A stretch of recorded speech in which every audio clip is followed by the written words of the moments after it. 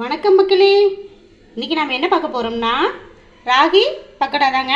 வாங்க எப்படி செய்யலான்னு பார்க்கலாம். அதுக்கு முன்னாடி தேவையான பொருள் பார்த்துடலாம். நிலக்கடலை தேவையான அளவு எடுத்து வச்சுருக்கேங்க. உங்களுக்கு ரொம்ப பிடிக்கும்னா இன்னும் கூட கொஞ்சம் சேர்த்துக்கலாம். அதே மாதிரி பொட்டுக்கடலையும் அப்படி தாங்க, தேவையான அளவு தாங்க. நான் ஒரு கையளவுக்கு எடுத்திருக்கேன். சோம்பு ஒரு ஸ்பூனுங்க. நான் ஒரு 7 வரமிளகாயை விதையை நீக்கிட்டு பொடி பொடியாக கட் பண்ணி வச்சுருக்கேங்க. உப்பு ஒரு ஸ்பூனுங்க. கருவேப்பிலை பொடி பொடியாக கட் பண்ணி வச்சுருக்கேன். அதே மாதிரி கொத்தமல்லி தலையும் பொடி பொடியாக கட் பண்ணி வச்சுருக்கேங்க. பூண்டு ஒரு 4 பல் தோலோடவே தட்டி வச்சுக்கலாங்க. ஒரு கப் அளவுக்கு டிஃபன் பாக்ஸுங்க, அந்த அளவுக்கு நான் ராகி மாவு எடுத்துருக்கேங்க. தேவையான அளவு தண்ணிங்க. 4 பெரிய வெங்காயம் பொடி பொடியாக கட் பண்ணி வச்சுருக்கேங்க. இதை நம்ம எல்லாம் ஒன்று ஒன்றா போட்டு கலந்துடலாங்க.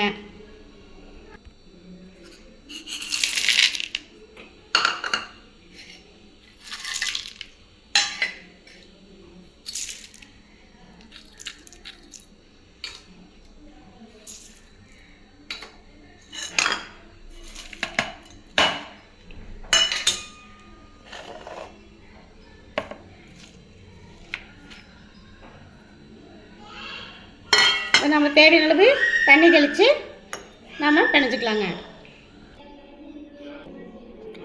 10 நிமிஷம் ஊறட்டுங்க. நல்லா பிணைஞ்சி பெசரி விட்டுட்டோம். நம்ம எண்ணெயில் அப்படியே பெசரி தான் எடுக்க போகிறோம். 10 நிமிஷம் ஊறட்டும். நம்ம அதுக்கப்புறம் நம்ம சூடாக எண்ணெயில் பொரித்து எடுத்துடலாங்க. எண்ணெய் காஞ்சிருச்சுங்க.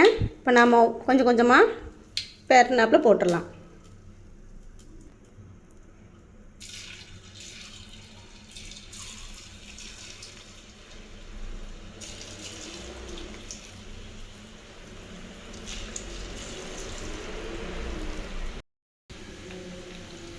நல்லா வெந்துட்டுருக்குங்க. நம்ம அப்பப்போ திருப்பி விட்டுக்கலாம். இது குழந்தைங்களுக்கு ஸ்நாக்ஸாக செஞ்சு கொடுத்தீங்கன்னா ரொம்ப பிடிக்கும் அவங்களுக்கு.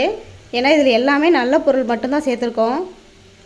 ராகியும் உடம்புக்கு ரொம்ப நல்லது. ராகி தோசை அந்த மாதிரி சாப்பிடாதவங்களுக்கு இந்த மாதிரி ஸ்நாக்ஸாக செஞ்சு கொடுங்க, உங்களுக்கு ரொம்ப பிடிக்கும்.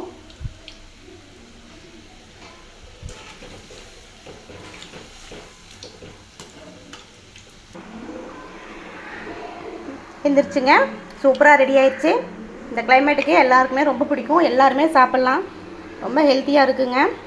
நாம் இது பாப்பாவுக்கு கொடுத்துடலாம். சஞ்சு சஞ்சு இந்தா.